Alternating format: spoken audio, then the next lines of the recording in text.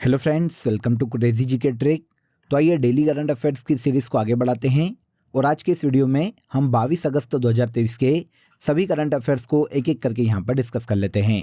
Video में अंत तक बने रहिएगा। पसंद आए तो लाइक और शेयर कर दीजिएगा। अगर आपको इस टॉपिक की पीडीएफ को डाउनलोड करना है तो आप सभी जानते हैं कि क्रेजी जीके ट्रिक के एप्लीकेशन पर या फिर क्रेजी जीके ट्रिक के टेलीग्राम चैनल पर आपको फ्री ऑफ कॉस्ट इसकी पीडीएफ अवेलेबल हो जाती है, तो वहाँ जाकर आप इसे कलेक्ट कर सकते हैं। सबसे पहला क्वेश्चन देखिए आज के करंट अफेयर का। नवा महिला फीफा फुटबॉल वर्ल्ड कप 2023 का खिताब किसने जीता है? वेरी वेरी इंपॉर्टेंट, नोट कर लीजिएगा। नवा महिला फीफा फुटबॉल वर्ल्ड कप 2023 का खिताब स्पेन की महिला टीम ने अपने नाम किया है। ये फुटबॉल वर्ल्ड कप खेला कहाँ गया था, ये भी इंपॉर्टेंट है। तो ये संयुक्त रूप से ऑस्ट्रेलिया और न्यूजीलैंड में आयोजित किया गया था। इसके फाइनल में स्पेन की महिला टीम ने इंग्लैंड की महिला टीम को हराकर इस फीफा फुटबॉल वर्ल्ड कप को अपने नाम किया है। इसका फाइनल ऑस्ट्रेलिया के सिडनी स्टेडियम में खेला गया था और स्पेन ने इंग्लैंड की टीम को 1-0 से हराकर फाइनल में ये खिताब अपने नाम किया है। मैच का एकमात्र जो गोल है वो स्पेन की कप्तान ओल्गा कार्मोना ने किया है। इस टूर्नामेंट में ऑस्ट्रेलिया की टीम तीसरे स्थान पर रही है। विनर स्पेन की महिला टीम है और रनर अप इंग्लैंड की महिला टीम है। ओके, और डिटेल जान लेते हैं हम इस वर्ल्ड कप की। तो देखिए, आयोजन ऑस्ट्रेलिया और न्यूजीलैंड में संयुक्त रूप से किया गया है। पहला फैक्ट तो ये हो जाता है। कितनी टीमों ने पार्टिसिपेट किया? तो इस फीफा वर्ल्ड कप में टोटल 32 टीमों ने पार्टिसिपेट किया था। अब गोल्डन बॉल अवार्ड किसे दिया गया इस पूरे टूर्नामेंट में? तो टूर्नामेंट में सर्वश्रेष्ठ प्रदर्शन करने के लिए गोल्डन बॉल का जो अवार्ड है वो एटाना बोनमाटी को दिया गया है, जो कि स्पेन की प्लेयर है। गोल्डन ग्लो अवार्ड की बात करें, जो कि सर्वश्रेष्ठ गोलकीपर को दिया जाता है, तो ये अवार्ड मैरी एप्स को दिया गया, जो कि इंग्लैंड की महिला खिलाड़ी है। गोल्डन बॉल हो गया, गोल्डन ग्लो हो गया। अब गोल्डन बूट अवार्ड की बात करें तो गोल्डन बूट अवार्ड, जो कि टूर्नामेंट में सबसे ज़्यादा गोल करने वाले खिलाड़ी को दिया जाता है, ये जापान की महिला प्लेयर हिनाता मियाजावा को दिया गया है। तो 3 अवार्ड यहाँ पर मैंने आपको बताए हैं, तीनों ही याद रखिएगा, ये पूछे जा सकते हैं।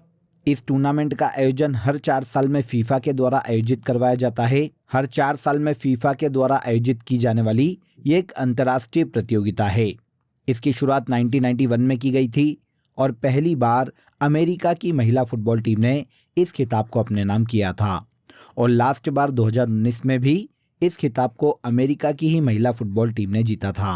अब 2023 में स्पेन की महिला फुटबॉल टीम ने महिला फीफा वर्ल्ड कप 2023 का खिताब इंग्लैंड की महिला टीम को हराकर अपने नाम किया है।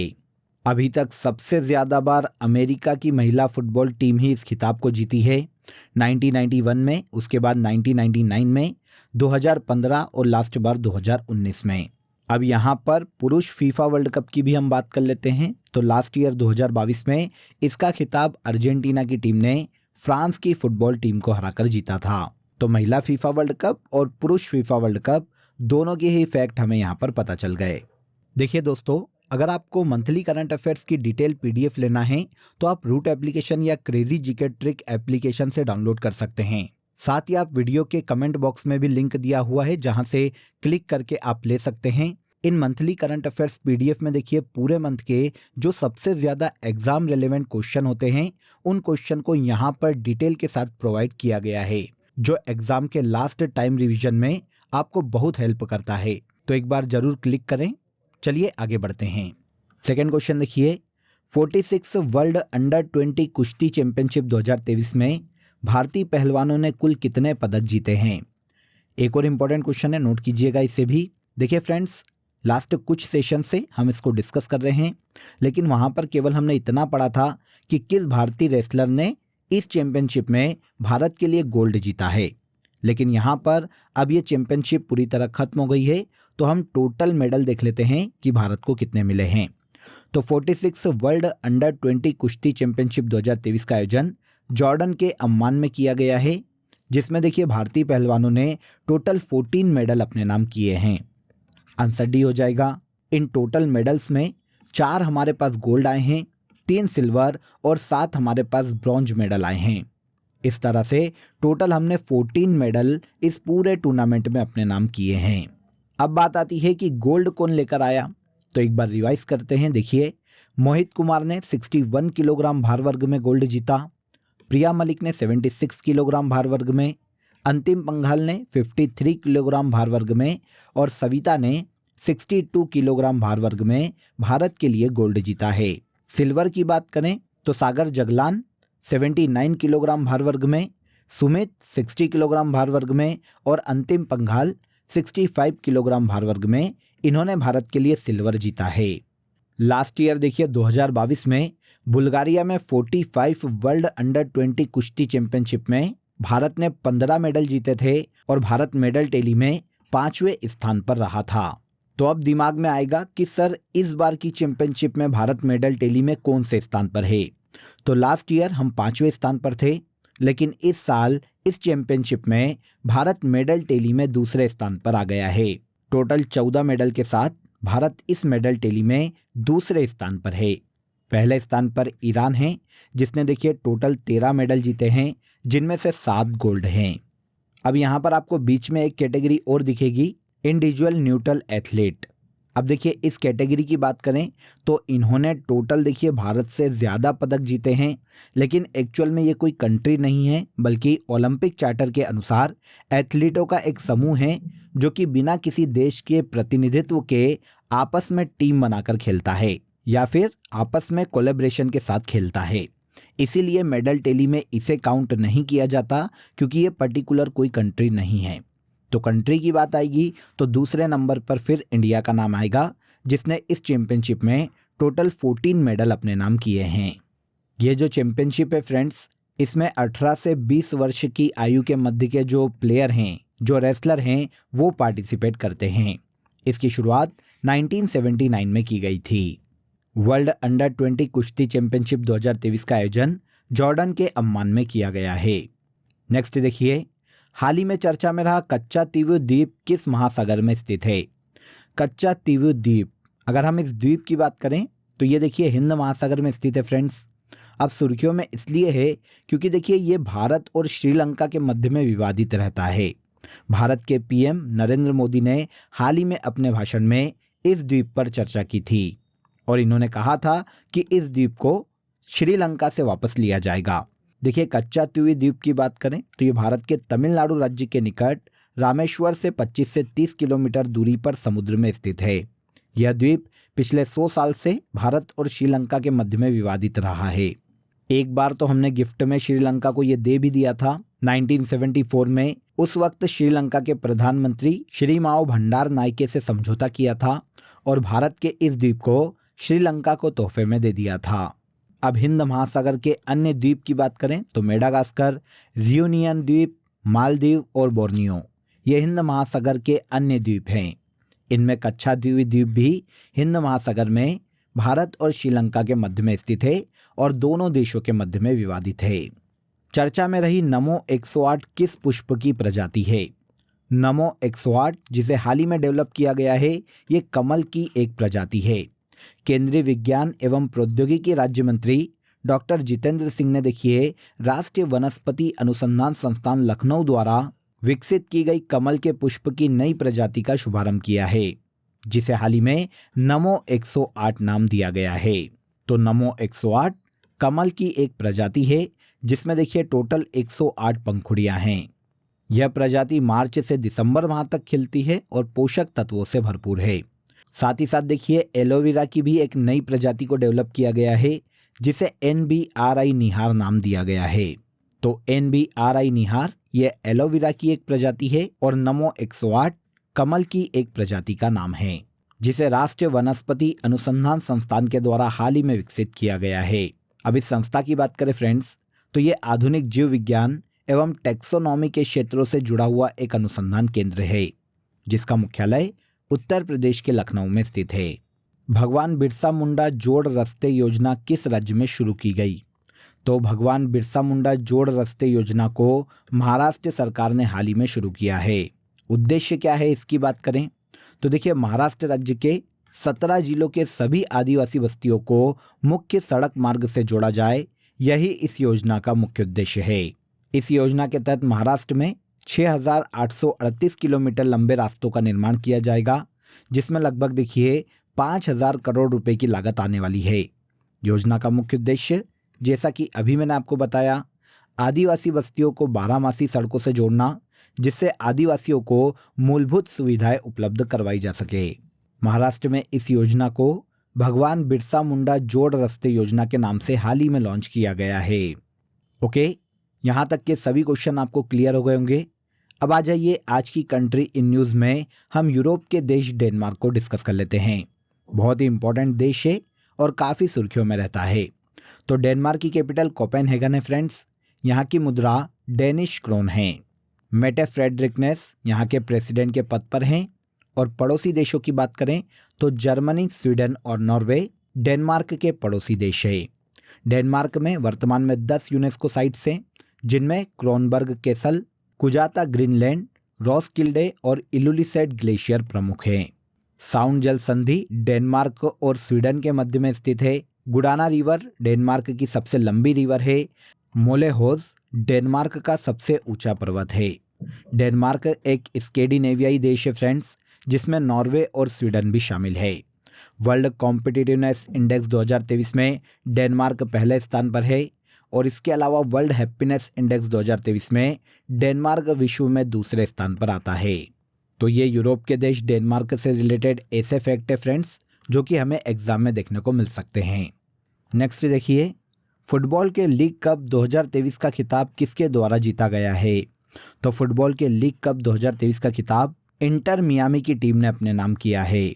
अर्जेंटीना की फुटबॉल टीम के कप्तान लियोनेल मेसी के शानदार प्रदर्शन के कारण अमेरिकी फुटबॉल क्लब इंटर मियामी ने देखिए पहली बार लीग कप का खिताब अपने नाम किया है। इंटर मियामी ने फाइनल में नेशविले एससी को हराकर इस फुटबॉल के लीग कप 2023 का खिताब जीता है।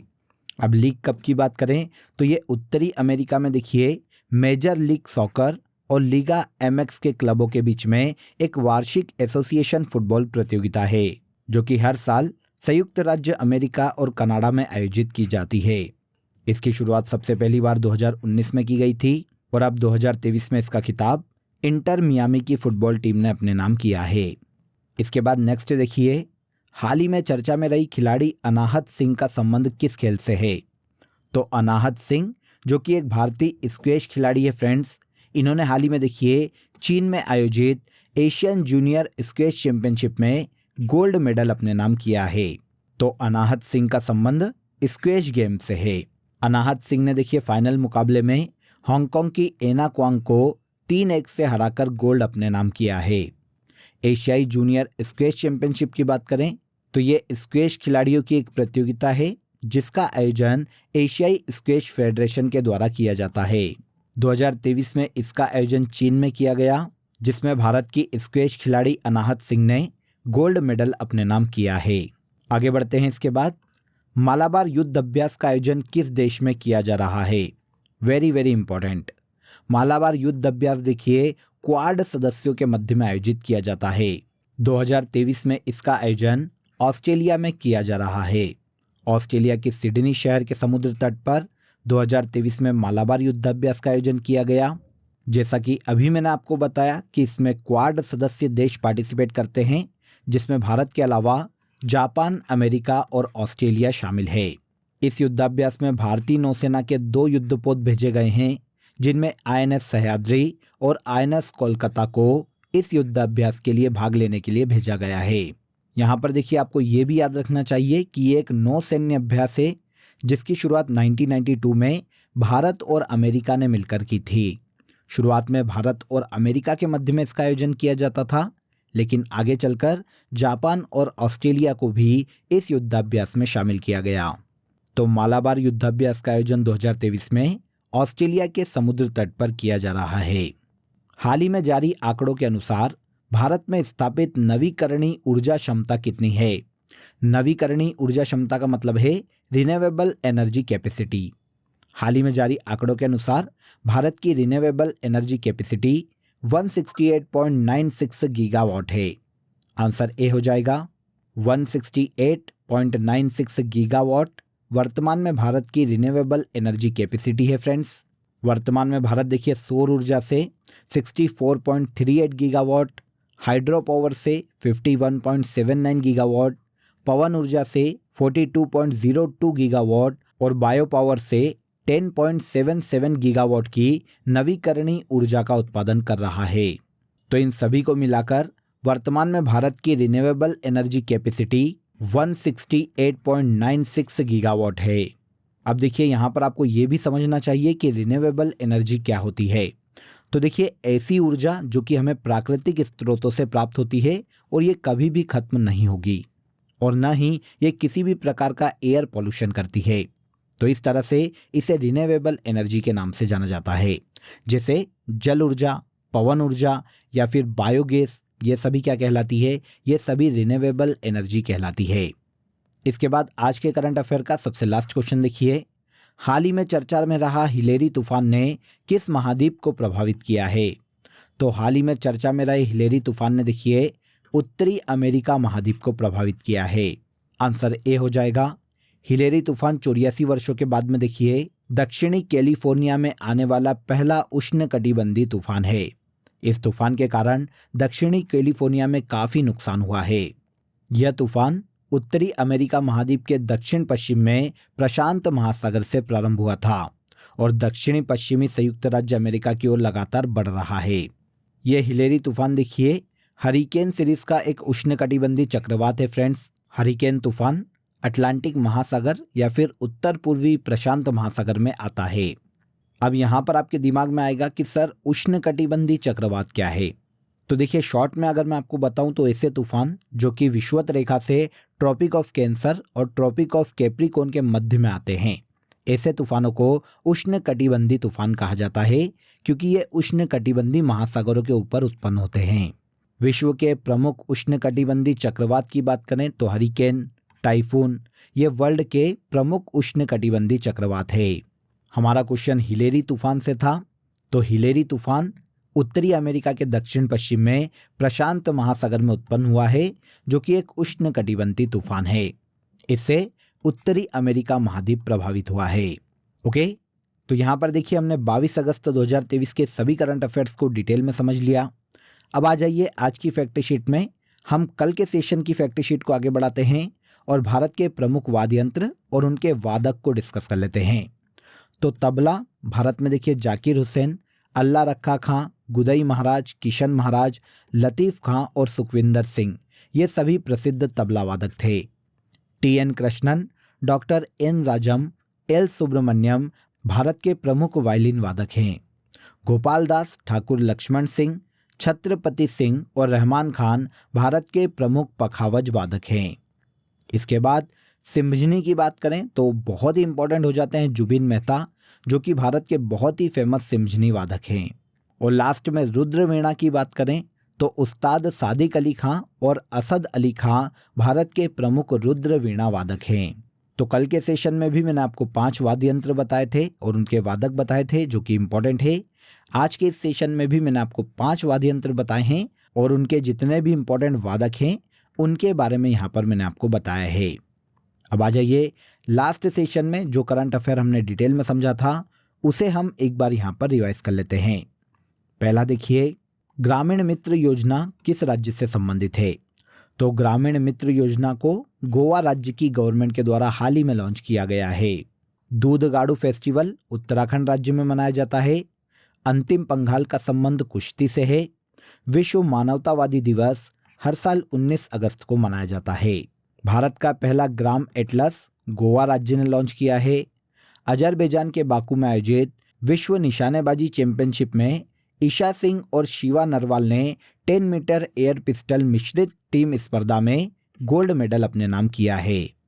एंटरप्रेन्योरशिप चैलेंज 2022-23 का खिताब नीना लेगो ने अपने नाम किया है। इसके बाद फ्लड वॉच मोबाइल एप्लीकेशन केंद्रीय जल आयोग के द्वारा हाल ही में लॉन्च किया गया। केंद्रीय वस्तु एवं सेवा कर संशोधन विधेयक और एकीकृत वस्तु एवं सेवा कर संशोधन विधेयक को हाल ही में 19 अगस्त 2023 को भारत के प्रेसिडेंट ने मंजूरी प्रदान की है।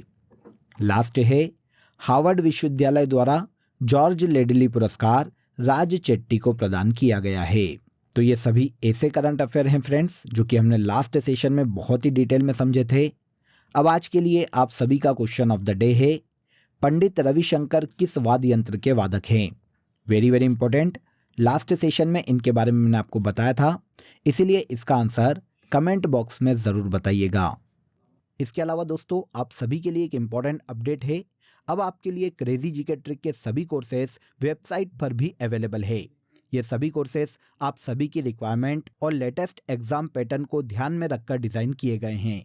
यहाँ हम बेसिक कॉन्सेप्ट के साथ साथ कॉम्प्रिहेंसिव लर्निंग पर फोकस करते हैं, तो एक बार ज़रूर वेबसाइट पर विजिट करें। इसका लिंक आपको डिस्क्रिप्शन बॉक्स में दिया गया है। तो आज के इस वीडियो में बस इतना ही। अगर वीडियो अच्छा लगा हो तो वीडियो को लाइक और शेयर कर दीजिए, चैनल को सब्सक्राइब कर लीजिए। कल फिर मुलाकात करेंगे नेक्स्ट डे के करंट अफेयर में। तब तक अपना ख्याल रखिए। जय हिंद, जय भारत।